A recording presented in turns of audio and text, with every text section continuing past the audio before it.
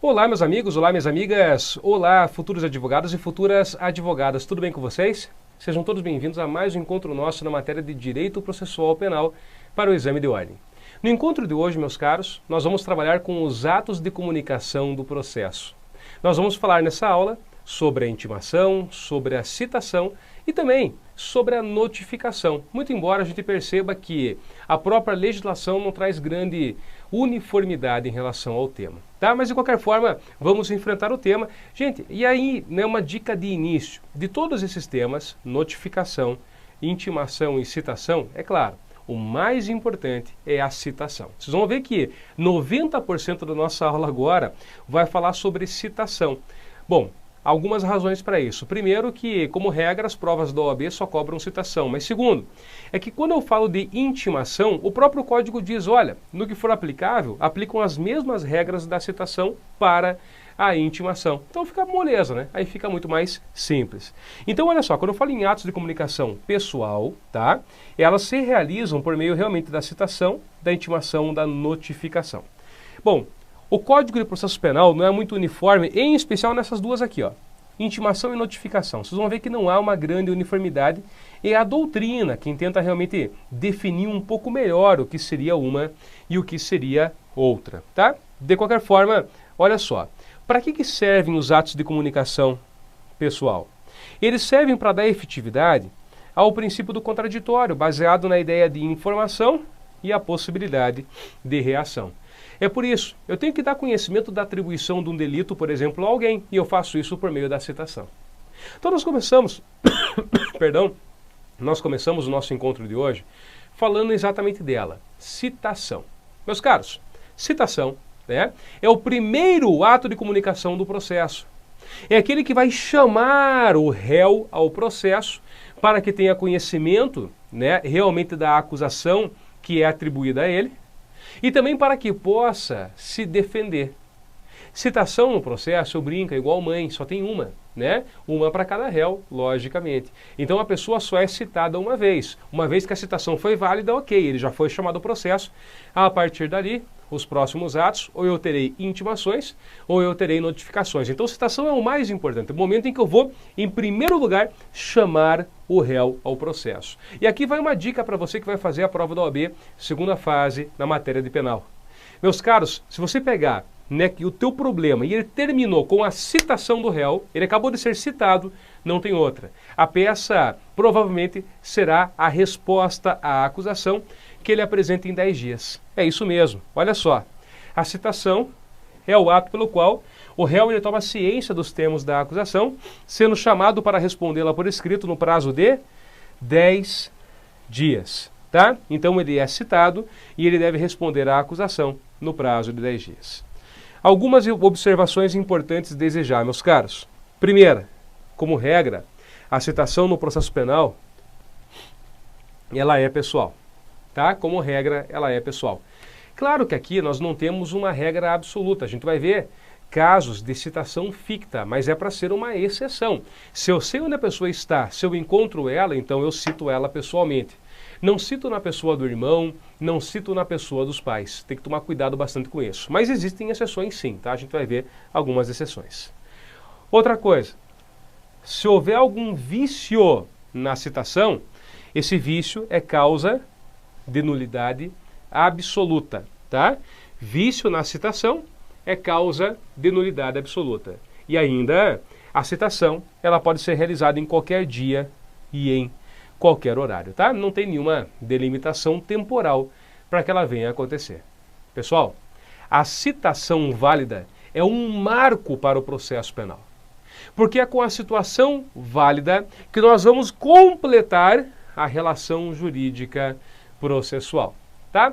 Academicamente, alguns autores criticam, não é, esse termo, vão dizer que, na verdade, nós temos uma situação jurídica processual, é o caso do Eugênio Pacelli de Oliveira, mas vamos aqui usar realmente, né, o termo que o próprio código ele vai também utilizar. Olha só, o processo terá completada a sua formação quando realizada a citação do acusado.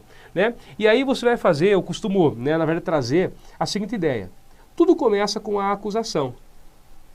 A acusação, digamos assim, é o dínamo da justiça, ela que vai iniciar, né, esse procedimento, ela dá o primeiro impulso, justamente oferecendo uma ação penal e provocando com isso o quê? A tutela jurisdicional, tá? Então, eu ofereci uma denúncia, eu ofereci uma queixa-crime, eu estou provocando a tutela jurisdicional. Mas veja que a relação jurídica processual não se completa. Ela só vai se completar quando? Por meio de uma citação válida, eu consigo agora trazer quem ao processo? O acusado.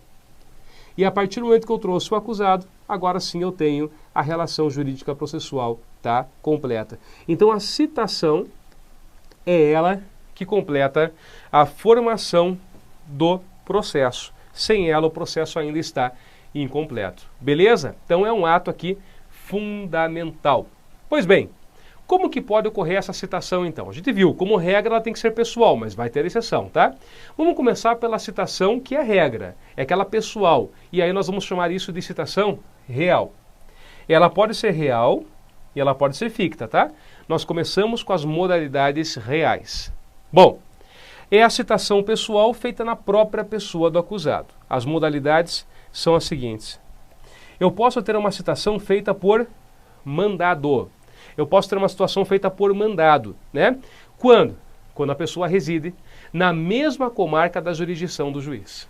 Então o juiz, por exemplo, na cidade de São Paulo, quer citar alguém que está na própria cidade de São Paulo. Simplesmente eles pedem um mandado de citação, eles pedem um mandado de citação e determina que um oficial de justiça vai cumpri-lo. Pronto. Porém, por vezes a pessoa reside em uma cidade que não é aquela mesma na qual o juiz reside, em outro estado também, e por vezes ela reside no exterior. Portanto, nesses casos, nós também teremos duas formas de citação ainda real. Se a pessoa ela reside em outra comarca, que não aquela do juiz, o juiz pode expedir uma carta precatória. Tá? O juiz pode expedir uma carta precatória. Nesse caso, a pessoa reside em outra comarca, mas ainda dentro do próprio país. E quando a pessoa reside no exterior ou encontra-se no exterior, agora o juiz pode expedir uma citação por meio de carta rogatória. Tá? O nome carta rogatória vem realmente de pedir, de rogar. Então eu vou pedir para a autoridade estrangeira para que ela proceda à citação do camarada. Mas eu quero que se note que em todos esses casos, a citação está sendo feita na pessoa do acusado. Não importa se foi, né, na própria comarca, mas um oficial de justiça foi, encontrou o acusado, cita ele e pega a assinatura. Se for para o precatório, eu estou mandando então para um outro juízo, que é o juízo de precado, para que lá, esse juízo também, na verdade, ele também vai mandar um oficial de justiça cumprir com aquela citação. E se for por carta rogatória, a autoridade estrangeira vai determinar, então, que alguém vá lá, encontre a pessoa no endereço indicado e colha, não é, a manifestação dela e a ciência dela e procede-se a citação. Em todos esses casos, a pessoa ela foi citada porque eu tenho uma citação real, ela vai assinar o mandado. Cuidado com isso. Tudo bem? Nesse caso, como regra, ela é cumprida por oficial de justiça, em especial no mandado e na precatória, tá? No mandado e na precatória. Aqui, ó, nós temos uma regra absoluta. Réu preso, sempre, obrigatoriamente, tá? Deve ser pessoalmente citado. Então, assim, embora a regra seja a citação ser sempre pessoal, existem exceções nas quais a citação poderá ser feita por meio de edital, enfim, é uma citação ficta. Mas isso nunca, nunca, nunca valerá para o réu preso. Grave comigo, no caso de réu preso, ele sempre deverá ser obrigatoriamente citado pessoalmente. Ok? Não importa. Ele pode estar do outro lado do país. Se está preso, é uma obrigação do Estado citá-lo pessoalmente. Vamos lá, meus caros. O Código de Processo Penal ele vai definir quando a citação ocorre por mandado. Simples. Ela ocorre por mandado quando o réu está no território sujeito à jurisdição do juiz, que a houver ordenado. Tá? Então essa é a primeira modalidade, a mais simples. Tá? Quais são os requisitos do mandado? Aqui, gente, sinceramente, isso não costuma cair em prova. Então, muito rapidamente, o artigo 352 ele vai dizer que esse mandado deve ter o nome do juiz, o nome do querelante, no caso de ser uma ação iniciada por queixa, o nome do réu, ou se for desconhecido os seus sinais característicos. Tá? Então, veja, não é obrigatório que eu tenha o nome dele. Sinais são suficientes. A residência do réu, se for conhecida. O fim para que é feita a citação. Como regra, né, o fim é o mesmo. Para a pessoa tomar conhecimento da acusação, e para que ela possa apresentar uma resposta à acusação no prazo de 10 dias. Tá? Essa é a regra. Essa é a regra. Também, o juízo e o lugar, o dia e a hora em que o réu deverá comparecer. Meus caros, olha só, essa hipótese aqui, na maior parte das vezes hoje, ela é irrelevante. Deixa eu explicar para vocês. Essa hipótese ela era muito importante numa época em que tão logo a pessoa era citada, o juiz já marcava o interrogatório dela. Então ela era citada já com data para o interrogatório. Por isso que o juiz já colocava, ó, você tem que comparecer em tal dia, em tal horário, em tal local. Hoje não é mais assim. Hoje, de acordo com o procedimento, por exemplo, ordinário e procedimento sumário, a pessoa primeiro ela é citada para apresentar a resposta à acusação e depois ela é intimada da data da audiência. Então essa regra aqui, a regra mesmo, né, como quase sempre não vai ter esse dia, horário, local. Tem uma exceção, tá? Quando que isso pode acontecer? No caso do GCRIM. Nos juizados especiais criminais, quando a pessoa é citada, aí realmente ela é citada já com um dia, horário e local em que vai acontecer a audiência de instrução. Então só peço que tomem cuidado, isso não, nem sempre vai acontecer. Muito que bem, também tem que ter a subscrição do escrivão e a rubrica do juiz. Tá? Subscrição do escrivão e rubrica do juiz. Vocês vão ver que o mandado de citação tem quase as mesmas regras de uma carta precatória, que a gente vai ver daqui a pouco. Mas vamos lá. Além disso, são requisitos da citação por mandado que seja feita a leitura do mandado, ao citando pelo oficial, e a entrega de uma contrafé, na qual serão mencionados o dia e hora da citação. E também tá, uma declaração do oficial na certidão da entrega da contrafé e sua aceitação ou recusa. Então, quando a gente pega nos processos que a gente trabalha, sempre vai ter lá. Tem uma folha, que é o próprio mandado expedido pelo juiz, porque o juiz expede o mandado e ele é feito em duplicidade, tá? Um fica com o réu, o outro volta para o oficial de justiça, e é ali que o réu assina. Então, recebido em data de tal. Ali, então ele vai informar. Inclusive, ele já informa nesse momento se ele tem ou não advogado, porque senão o juiz já pode nomear um para ele. Além desse mandado assinado que o oficial vai juntar ao processo, vai ter também uma certidão. O oficial vai certificar. Certifico que no dia tal, em tal horário, em tal local, encontrei e citei o réu fulano de tal. Beleza, tá? Então, tem que constar isso no processo. Muito que bem. Quando que a citação ocorre agora por precatória? Ela ocorre por precatória quando o réu está fora do território da jurisdição do juiz processante. Então, nesse caso, ele é citado por precatória. Então, outra cidade, outro estado, sempre por precatória. Quais são os requisitos dela? Olha só, muito parecido com os requisitos do mandado. Tem que ter o nome do juiz deprecado e do juiz deprecante. Pessoal, o juiz deprecante é aquele que manda a precatória. Juiz deprecado é aquele que recebe a precatória. Tem que constar lá também a sede da jurisdição de um e de outro, os fins para que é feita a citação com todas as suas especificações. Então, como já disse, a regra é que esteja escrito, que a finalidade é que a pessoa tome conhecimento da acusação que lhe é feita e que ela apresente resposta à acusação no prazo de 10 dias. E também o juízo do lugar, o dia e a hora em que o réu deverá comparecer. Lembre que isso tem validade, em especial quando se trata de GCRIM, mas não tem validade quando se trata de procedimento comum ordinário ou procedimento comum sumário, porque lá a pessoa só vai ter que comparecer numa audiência posteriormente, e daí ela vai ser intimada depois para isso, mas não precisa constar na citação. Tá? Então, repare que mandado e carta precatória são praticamente a mesma coisa dentro desse contexto.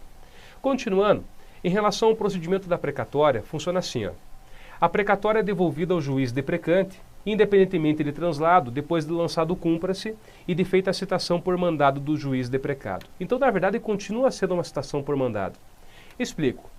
Um juiz de São Paulo, ele quer citar alguém que está aqui em Curitiba, aonde eu estou falando. Então, o que ele faz? O juiz de São Paulo vai ser o juiz deprecante e ele vai expedir uma carta precatória para o juiz daquele Curitiba, que será chamado de juiz deprecado. O juiz daquele Curitiba, ele vai expedir um mandado e aí o oficial vai cumprir. Esse oficial cumprindo ou não cumprindo, porque normalmente é dado um prazo, 60 dias para cumprimento da precatória. Então, cumprindo ou não, o juiz de Curitiba devolve ao juiz de São Paulo. Simples assim, tá? Eventualmente, olha o que pode acontecer. O juiz de São Paulo mandou a precatória para Curitiba e deu o prazo de 60 dias. Mas logo, em 10 dias, o juiz de Curitiba já ficou sabendo. Na verdade, esse cara está em outra cidade. Esse camarada está, na verdade, em Porto Alegre. E aí, como é que faz? Devolve para São Paulo e informa? Não. Se houver tempo hábil, o juiz de Curitiba, ele próprio já pode mandar uma outra precatória para o juiz de Porto Alegre, para que lá já seja cumprida, desde que realmente haja tempo hábil. Então, olha só, verificado que o réu se encontra em território sujeito à jurisdição de outro juiz, a este remeterá ao juiz de precado. Esse caso que eu falei, o de Curitiba, que era o de precado, já mandou para o de Porto Alegre. Os autos para efetivação da diligência, desde que haja tempo para fazer-se a citação. E aí vem o parágrafo 2º. Certificado pelo oficial de justiça que o réu se oculta para não ser citado, a precatória será imediatamente devolvida para o fim do previsto no artigo 362. Olha só que interessante aqui. O oficial de justiça foi no local e verificou que a pessoa ela mora ali, mas se oculta para não ser citada, não atende, não abre a porta. Então assim, ó, pela regra, ele tem que devolver isso para o juiz de precado. Tá? Que daí vai informar para o deprecante que, olha, fulano de tal está se ocultando, aí ele pode determinar uma citação por hora certa. Há quem entenda que não seria necessário tudo isso. Há quem entenda que não. O próprio juiz de precado já pode proceder à citação nesse caso. Se a pessoa está se ocultando, já promove a citação por hora certa. Tá? Então, assim, me parece que não é o caso da prova do OAB cobrar isso, porque há polêmica. Tem autores que entendem que não tem que devolver sem cumprimento, e há autores que, por uma questão de economia processual, eu particularmente entendo que é dessa forma também, se o juiz de precado já percebeu, o oficial de justiça já falou para ele, ó, o cara está se ocultando, passada aí as tentativas necessárias, ele já pode proceder à citação por hora certa. Tá? Ainda, se houver urgência, tá? A precatória, que vai conter aqueles requisitos do 354 que a gente já falou, pode ser expedida por via telegráfica, depois de reconhecida a firma do juiz, o que a estação expedidora mencionará. Gente, na verdade hoje, até por conta do sistema eletrônico, é possível que isso seja feito pelo próprio sistema eletrônico. E aí não precisa reconhecer firma, né? A própria assinatura digital do juiz já pode servir para esses fins. Bom, então a gente já sabe agora da citação por mandado e da citação por precatória. Vamos falar agora da citação por rogatória, é aquela do estrangeiro. Então, quando o estrangeiro está em local certo e sabido, claro, eu tenho que saber onde ele se encontra para poder mandar uma carta rogatória, né? Senão, como é que eu vou mandar? Para onde eu mando? Para o mundo inteiro? Então, eu tenho que saber onde ele está. E aí eu faço por meio dessa carta rogatória. Detalhe, o artigo 368 diz que, nesse caso, deve ser suspendido o curso da prescrição. Diz o 368, restando o acusado no estrangeiro, em local sabido, será citado mediante carta rogatória, suspendendo-se o curso do prazo de prescrição até o seu cumprimento.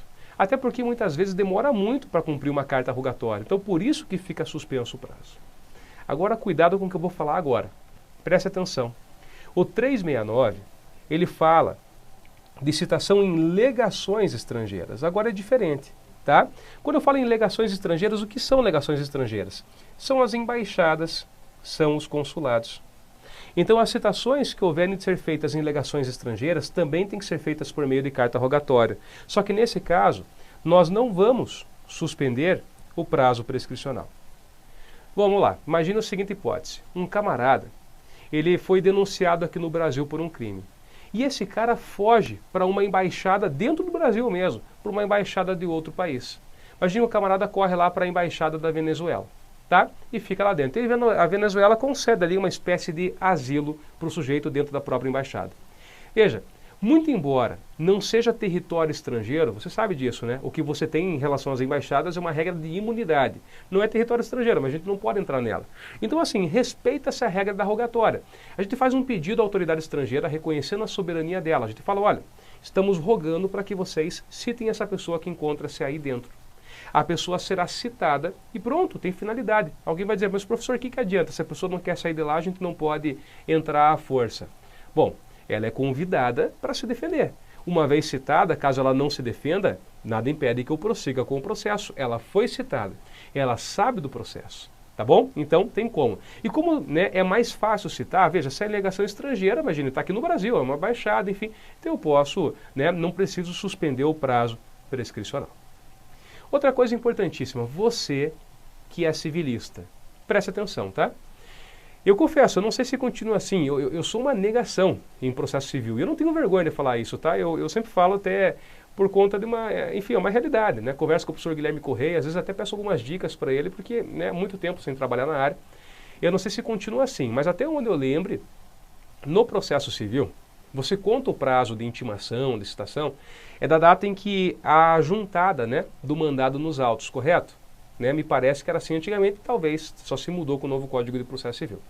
Mas vamos lá, vamos para o que interessa, e agora falando da minha área, e nessa eu posso falar com segurança. Em se tratando de processo penal, a citação não é da data da juntada, tá, do mandado aos autos. A citação é da data do efetivo conhecimento, a contagem de prazo. A mesma coisa em intimação. Então, assim, às vezes o oficial de justiça, ele demora um mês para colocar nos autos ali o mandado, não importa. Se meu cliente já me falou, Guilherme, eu fui citado no dia tal, então eu já tenho que fazer o cálculo de 10 dias e já tenho que apresentar a manifestação, tá? E aí, tem até uma súmula da STF, essa súmula, ela fala da intimação, mas ela vale também para a citação, tá, gente? É a mesma coisa. Ela diz que no processo penal, contam seus prazos da data da intimação e não da juntada aos autos do mandado da carta precatória ou de ordem, tá? É da data da intimação. Então, muito cuidado em relação a essa regra. Pois bem, com isso, a gente tem então as regras de citação, as regras, né, de citação real. Veja que nessas regras que a gente viu, não há dúvida, repito, porque quem que tem que ter assinado o mandado de citação? Em qualquer hipótese, rogatória, precatória ou mandado, o réu assinou. Ah, foi a mãe dele. Opa, vício na citação, nulidade absoluta. A não ser que mesmo assim ele compareça ao processo, lógico. Agora nós vamos falar da citação ficta ou presumida.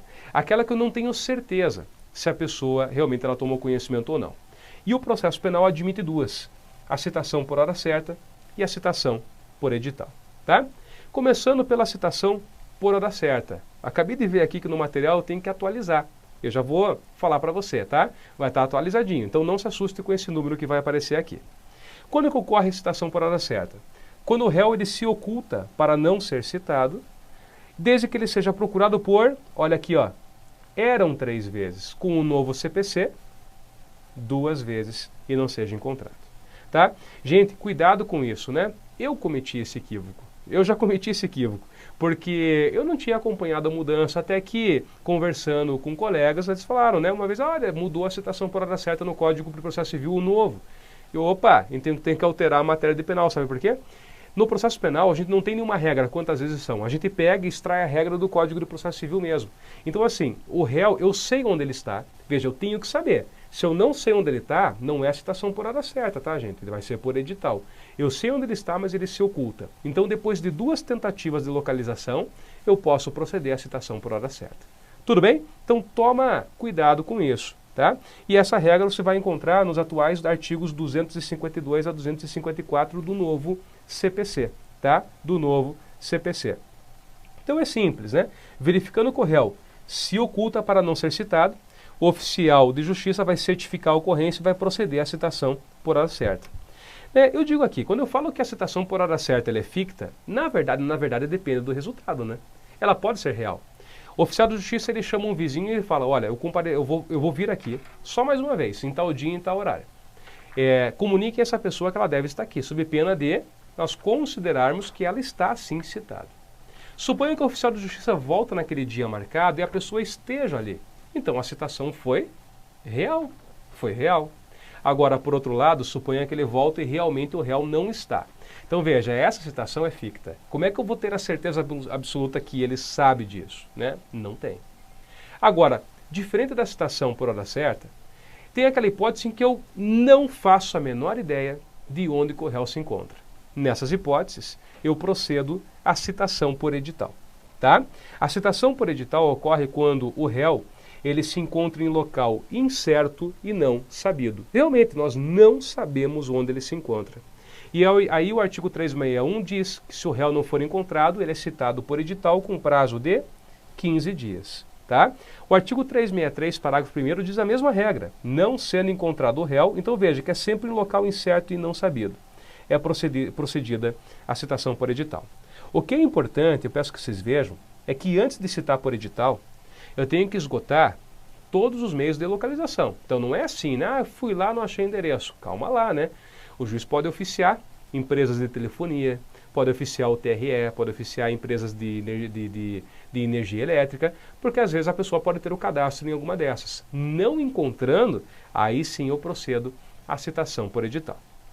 O edital tem que indicar o nome do juiz aqui que a determinou, O nome do réu, ou se não for conhecido, seus sinais característicos, bem como residência e profissão, se constarem do processo. Veja que é muito parecido lá com os requisitos do mandado e os requisitos da precatória. Às vezes eu não sei o nome, não tem problema, sinais característicos podem ser suficientes. O fim para que é feita a citação, aquela regrinha que eu tinha dito já várias vezes, né?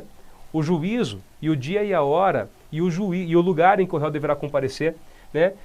Aqui, isso não tem validade em nenhum caso. Alguém poderia falar, professor, lembra que você falou que tem validade no GCRIM? Aqui não. Sabe por quê? O Juizado Especial Criminal não prevê citação por edital, não cabe. Então, assim, essa citação por edital ou aconteceria no procedimento comum ordinário ou no sumário, ou em algum procedimento especial. Só que nesses procedimentos a pessoa é citada justamente para apresentar defesa. Então essa questão de dia e hora para comparecer não tem mais razão. Tinha antigamente, relembro, em que a pessoa era citada para ser interrogada. Agora não, porque o interrogatório é o último ato do processo. E também o prazo, que será contado do dia da publicação digital na imprensa, se houver, ou da sua afixação. Tá? Aí o parágrafo único diz que o edital será fixado à porta do edifício onde funciona o juízo e é publicado pela imprensa, onde houver, devendo a fixação ser certificada pelo oficial a que tiver feito a publicação provada, por exemplar do jornal ou certidão do escrivão, da qual consta a página do jornal com a data da publicação. Tá? Enfim, o ponto é, meus caros, em relação a essa citação, depois você dê uma olhadinha ali, eu comento aqui que tem um artigo que é absolutamente inaplicável, tá? Então, né, não se aplica mais porque a referência aos incisos que ele faz, esses incisos não mais eles existem, tá? Então, de qualquer forma, você já pode, né, pular. A grande questão é realmente o que acontece se porventura o acusado não comparece no processo. Vamos primeiro pensar no seguinte, vamos imaginar a hipótese quase impossível, o cara compareceu. Sabe por que eu falo que é quase impossível? Quem aqui lê edital, gente? Não estou falando de edital de concurso, edital da OAB, não. Quem que vai ficar pegando o Diário de Justiça e lendo lá os editais de citação de réus? Então, normalmente, isso não vai acontecer. Mas, se o acusado comparecer, beleza. O processo vai seguir de acordo com o procedimento, ali de acordo com o crime. Normal. Agora, o mais comum, e é essa a regra que eu quero que vocês gravem, é que, eventualmente, o réu não vai comparecer. Eventualmente, na maior parte dos casos, ele não comparece, ele não constitui advogado. O que acontece? Gente, decorem esse artigo. E eu estou falando sério. Decorem o 366. Se o acusado, citado por edital, não comparece nem constitui advogado, ficam suspensos o processo e também o prazo prescricional, podendo o juiz determinar a produção antecipada das provas consideradas urgentes, podendo, não é obrigatório, tá? Tem que fundamentar, tem que ser urgente, tem que demonstrar a urgência da medida. E também, se for o caso, podendo ele decretar prisão preventiva. Gente, não é obrigatório, tem que fundamentar com base no 312. Então não é assim, cara não compareceu, tá aqui, mandado de prisão. Não, fundamente. Há realmente motivo para determinar uma prisão preventiva? Tá? Então o juiz não pode, não é de ofício e automaticamente. De ofício até pode ser, perdão, mas não é automaticamente. Ele precisa fundamentar. Então assim, vou repetir. Fui citado por edital, não compareci e não constituí advogado para tudo. Para processo e para prescrição. Para processo e para prescrição, tá? Nesse meio tempo que fica parado, uma prova urgente, o juiz pode realmente determinar a produção antecipada, fundamentando, é claro. E também, se for o caso, ele pode determinar, não é, a minha prisão preventiva, desde que fundamente. Agora, esse artigo ele gera uma série de considerações. A primeira delas é a seguinte, gente, eu particularmente defendo que não é só o citado por edital. Eu particularmente entendo que também o citado por hora certa, desde que se trata daquela citação ficta, ou seja, quando eu realmente não encontrei o camarada. Né? Aqui eu vou dizer que há bastante divergência. Há doutrinador que diz que não, na citação por hora certa prossegue o processo. Eu não consigo entender dessa forma, porque ela é ficta. Eu não tenho como saber se a pessoa realmente recebeu ou não. Mas enfim, tá? Fica a questão. Eu não tenho dúvida que a citação por hora certa, se a pessoa esteve no horário que o oficial marcou e assinou, aí não tem nem o que discutir. É lógico que o processo vai seguir. Outra questão importante. Tá, suspende o processo e suspende o prazo prescricional. Mas digamos que eu não encontre mais a pessoa, fica suspenso para o resto da vida? Não. Olha só o que diz a súmula 415 do STJ. O período de suspensão do prazo prescricional é regulado pelo máximo da pena cominada. Então existe também como se fosse uma prescrição da suspensão. Gente, assim, de forma bem simples. A pessoa, ela praticou um delito. Existe o prazo prescricional do delito, tá? Esse é um. Mas, eventualmente, então, ela praticou delito, foi oferecida a denúncia, foi recebida, foi determinada a citação. Opa, não encontrei, citação por edital, a pessoa não compareceu. Suspendo. Gente, esse prazo de suspensão, eu vou fazer o cálculo da prescrição pelo máximo da pena. Sabe como é que funciona, né? Pega o máximo da pena, vai lá para o artigo 109 do Código Penal e descobre em quanto tempo prescreve. Vamos supor que é 8 anos. Então eu tenho 8 anos em que pode ficar suspenso. Decorreu mais do que 8 anos, não encontrei o cara, aí tem gente que se engana. Tem gente que pensa assim, então professor, morreu, está prescrito? Não. 8 anos era o máximo de suspensão. Eu encerro a suspensão e volto o processo. Não tem como caminhar, mas eu ainda não vou declarar a prescrição. Eu vou contar aquele prazozinho do crime, né, até o momento em que foi declarada a suspensão. Tá? Na verdade, digo mais, eu vou contar do recebimento da denúncia até o momento que o juiz suspendeu o processo. E da data em que encerrou a suspensão, eu ainda tenho aquele período do prazo prescricional até ele ocorrer. Então, na prática, é como se eu estivesse dobrando o prazo prescricional. Na prática, eu estou dobrando o prazo prescricional. Se ficar mais claro, pensa assim, ó. Você teve o crime. E aí eu vou colocar aqui, porque essa, né, é um momento em que nós vamos ter a interrupção do prazo, o recebimento da denúncia. Vamos imaginar que ocorreu 1 ano nesse período. E o prazo prescricional do crime, vamos imaginar que é de 4 anos, para facilitar aqui. O crime prescreve em 4 anos. Nesse momento, o juiz determinou, vamos imaginar, a citação, vamos imaginar que não ocorreu quase nada ali, enfim, a suspensão do processo e da prescrição. Quanto tempo pode ficar suspenso? É esse mesmo prazo. Então, por 4 anos, eu posso deixar suspenso. Vamos imaginar que decorreu exatamente 4 anos. Então, encerra a suspensão, mas eu ainda tenho o prazo prescricional do crime. Já tinha decorrido aqui, né, determinado período, esquece. Eu tenho que contar do recebimento da denúncia até a suspensão. Vamos supor que tinha ocorrido 6 meses entre o recebimento da denúncia e a data que o juiz decretou a suspensão. Então, o que vai acontecer? Daqui para frente, em tese, eu teria mais 4 anos, menos o período que já decorreu. Então, eu teria 3 anos e 6 meses ainda. Aí sim, terminou. Aí eu posso falar em prescrição agora do crime, tá? Prescrição do crime. Então, tomar cuidado com isso, tá? Espero que tenha ficado claro. Se não ficou, tenta rebobinar. Tenta voltar à aula, tá? E ver mais algumas vezes esse exemplo para ver se fica bem clara essa situação. É da data do recebimento até quando o juiz ele determinou a suspensão, aquele prazo fica em stand-by. Aí fica suspenso pelo prazo prescricional. Quando termina essa suspensão, de novo eu volto a contar o prazo. Isso se eu não encontrar o cara. Se eu encontrar, volta o processo. Também, olha só, em relação à produção antecipada de provas, nós temos a súmula 455 da STJ, que diz que a decisão que determina a produção antecipada, com base no 366 do CPP, deve ser concretamente fundamentada, não a justificando unicamente o mero decurso do tempo. A mesma coisa a prisão, que não é automática, né? O juiz tem que avaliar os requisitos do artigo 312. Beleza? Gente, você vai ter no material, no artigo 358 eu deixei para vocês, a hipótese de citação de militares, tá? Então a citação de militares é feita por intermédio do chefe do respectivo serviço. E também o caso da citação de funcionários públicos. No caso da citação de funcionário público, a única peculiaridade é que eu tenho que também notificar o chefe da repartição. Sabe por quê? Porque quando se trata de funcionário público, digamos que ele desempenha uma função essencial. Eu não posso parar, né, a prestação do serviço público, eu tenho que prosseguir. Então o chefe da repartição ele é avisado, porque daí ele já pode pensar na escala, quem que vai ficar no trabalho naquele dia, então por isso que ele obrigatoriamente tem que ser comunicado. Beleza? E para finalizar essa parte aqui, revelia no processo penal. Meus caros, em relação à revelia, eu peço que vocês tomem cuidado. Não é aquela mesma revelia que você estuda no processo civil, mas nem de perto.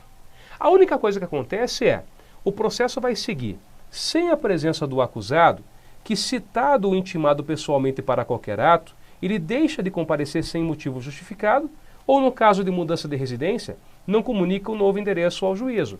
É só isso que acontece. Eu sou acusado, fui citado, mas não compareço nos atos. O juiz precisa parar o processo? Ele segue. Isso é revelia. Mas eu vou presumir verdadeiros os fatos? Nunca, jamais. A acusação continua com o ônus da prova. Outra coisa, e eu acusado, tá, eu não sou mais intimado, mas eu posso comparecer nos atos do processo se eu quiser? Claro. Então assim, o único efeito da revelia no processo penal é esse. A pessoa não é intimada pelo juízo, mas ela ainda assim pode continuar participando. Ainda assim a acusação tem tem o dever de provar tudo que ela alega. Gente, caminhando para o final desse encontro, nós falamos das regras de citação. Depois no material, você vai ver, eu coloquei algumas questões que eu vou resolver com vocês agora, mas depois das questões, olha o seguinte, nós temos ali ainda, né, um material relativo à intimação. Em relação à intimação, basicamente eu quero que vocês gravem que nós vamos aplicar as mesmas regras da citação. Claro que daí nós temos algumas peculiaridades, por exemplo, né, se se tratar de defensor público, se tratar do Ministério Público, a intimação tem que ser pessoal sempre. Então dá uma lidinha, tá? Mas é tranquilo. E aí eu falo da notificação. Gente, sabe qual que é a grande diferença entre intimação e notificação para a doutrina? É que a intimação é a ciência de um ato já consumado. Por exemplo, o juiz proferiu uma sentença, então ele intima as partes da sentença. O ato já foi dado, tá? A notificação é a ciência e convocação por um ato futuro. Então, assim, é que ninguém faz assim. Todo mundo fala, olha, eu vou intimar a testemunha, correto? Na verdade, se a gente fosse pegar, né, realmente ao pé da letra, a gente teria que dizer assim, nós estamos notificando as testemunhas, porque a testemunha tem que comparecer no dia da audiência. Então eu notifico para que ela compareça no dia da audiência. Então basicamente é isso, intimação, um ato pretérito que já aconteceu, já consolidado. Por outro lado, quando eu falo em notificação, um ato futuro. Então notifico para que a pessoa venha a comparecer no ato futuro. Tudo bem? Vamos lá? Vamos resolver aqui algumas questões. Essa questão caiu em 2016 e dizia assim, ó. Marlon, Wellington e Vitor foram denunciados pela prática de um crime de lesão corporal dolosa gravíssima em concurso de agentes. Após o recebimento da denúncia, o oficial de justiça compareceu ao endereço indicado no processo como sendo da residência de Marlon, mas não o encontrou, tendo em vista que estava preso naquela mesma unidade da federação por decisão oriunda de outro processo. Marlon, então, foi citado por edital. Já pergunto para vocês, ele poderia ter sido citado por edital? Nunca, jamais, em hipótese nenhuma. Gente, quando se trata de preso, aqui não tem exceção, eu falei, é regra. Preso tem que ser citado pessoalmente, sempre, não há exceção. Então eu já sei que está errado para Marlon, tá? Nulidade absoluta. O Wellington, por sua vez, estava em local incerto e não sabido, sendo também citado por edital. Para ele está certo. Local incerto e não sabido é por edital mesmo. Em relação a Vitor, o oficial de justiça foi à sua residência em 4 oportunidades. Gente, nem precisaria, né? Bastariam 2, de acordo com o novo CPC. Constatando que ele, de fato, residia no local, mas que estava se ocultando para não ser citado. Após certificar-se de tal fato, então ele estava se ocultando, realizou a citação por hora certa. Tá certo? Absolutamente correto. Considerando a hipótese narrada, o advogado dos acusados deverá alegar ter sido inválida a citação de Marlon apenas. Tá? Só dele, realmente é dele, não tem como, né? Se ele estava preso, jamais poderia ter sido por edital, deveria ter sido pessoalmente. Vamos lá? Mais uma questão aqui, ó. O Ministério Público ofereceu denúncia em face de Mateus, não plenamente identificado, a partir de inquérito policial que apurava a prática de crime de estupro. O endereço constante do inquérito foi diligenciado para a citação do réu, mas foi informado que esse estava em local incerto e não sabido. Bom, então já sei que cabe edital. Diante disso, foi publicado edital para sua citação. Considerando apenas as informações narradas, assinale a afirmativa correta. É válido o edital que identifica o réu por suas características, mesmo que desconhecida a sua qualificação completa. A gente falou sobre isso. Dá para colocar no edital, dá para colocar no mandado só características físicas da pessoa? Dá. Então, perfeito. A letra A está certa. A letra B diz que o réu que citado por edital não comparece nem constitui advogado, poderá ter o processo e o curso do prazo prescricional suspensos por tempo indefinido. Opa, não. É aqui que entra aquela súmula da STJ 415. Né? Essa é uma das grandes discussões. Ele não fica suspenso para sempre. Existe o prazo prescricional que eu aplico dentro do período de suspensão. Errado. Letra C. Ainda que Mateus esteja preso na mesma unidade da federação em que foi oferecida a denúncia, a citação por edital será válida. Não, se ele está preso, tá? Tinha que ser realmente pessoal. E letra D. Não existe citação por hora certa no âmbito do processo penal brasileiro. Opa, como não, né? Claro que existe. O Código de Processo Penal ele é expresso nesse sentido. A alternativa A era a alternativa correta. Vamos lá? Mais uma aqui, ó. Thales foi denunciado pela prática de um crime de apropriação indébita. Para a oitiva da vítima Marcos, a gente já resolveu essa questão por sinal, tá, gente? Residente em cidade diversa do juízo competente, foi expedida a carta procatória, sendo todas as partes intimadas dessa expedição. Então, as partes foram intimadas. Antes do retorno, foi realizada a audiência de instrução e julgamento, mas apenas foram ouvidas as testemunhas de acusação João e José, que apresentaram versões absolutamente discrepantes sobre as circunstâncias relevantes, sendo que ambas afirmaram que estavam no local dos fatos. Hélio, o padre que escutou a confissão detalhes e tinha conhecimento da dinâmica delitiva, em razão do seu dever de guardar segredo, não foi intimado. Com a concordância das partes, a audiência de continuação para a oitiva das testemunhas de defesa e interrogatório foi remarcada. Considerando apenas as informações narradas, assinale a afirmativa correta. Gente, eu vou passar direto para a alternativa correta. Eu respondi essa questão na aula em que a gente falava sobre prova testemunhal. Qualquer coisa, dá uma olhada lá, a gente resolve com um pouco mais de calma. Aqui, eu vou direto. Eles aplicaram simplesmente o conteúdo de uma súmula. Eles aplicaram a súmula 273. Essa era a resposta, letra D. O advogado do acusado não precisa ser intimado pessoalmente da data para a audiência ser realizada. Por quê? Porque a súmula 273 do STJ diz que, intimada a defesa da expedição da carta precatória, torna-se desnecessária a intimação da data de audiência no juízo de precado. Percebeu? Se eu fui intimado da carta precatória, né, do dia da audiência, eu não preciso ser intimado. Vamos lá? Mais uma questão aqui, ó. Marcelo foi denunciado pela prática de um crime de furto. Entendendo que não haveria justa causa, antes mesmo de citar o acusado, o magistrado não recebeu a denúncia. Maravilha. Bom para o acusado. Mas olha só, diante disso, o MP interpôs o recurso adequado. Sabem qual recurso é esse? É o recurso em sentido estrito, tá? Esse é o recurso que caberia.